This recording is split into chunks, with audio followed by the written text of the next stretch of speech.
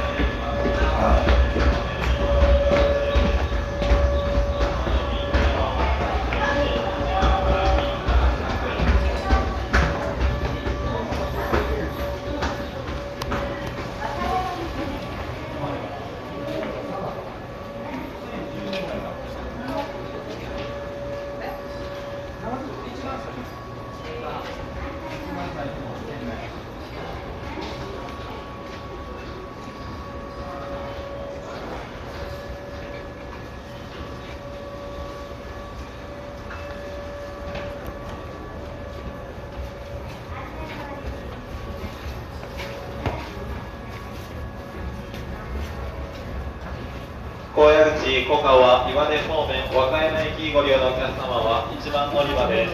10時38分発です。終電和歌山まで各駅に停まります普通電車の和歌山駅ご利用のお客様は1番乗り場へお越しください。10時38分発です。2番乗り場停車中の電車は臨時電車です。五条吉野口方面ご利用のお客様は3番乗り場でお待ちください。五条吉野口方面ご利用のお客様は3番乗り場でお待ちください。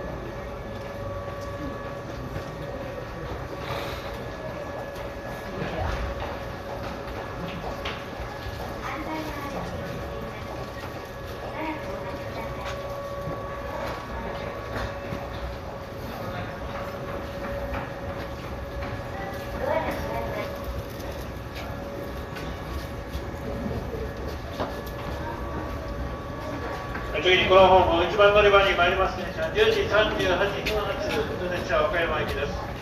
西面の和歌山駅まで各駅に停車いただきます。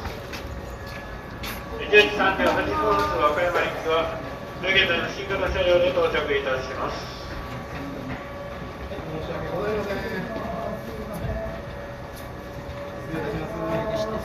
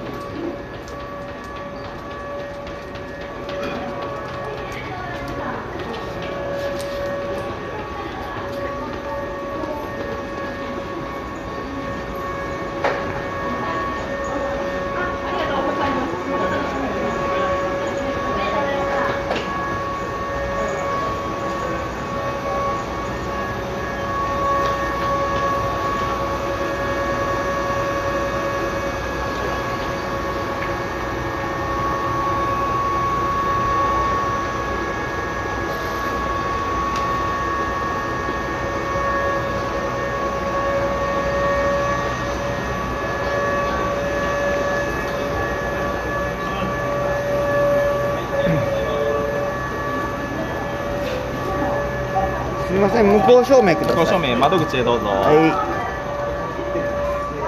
すみません、向こう正面ください。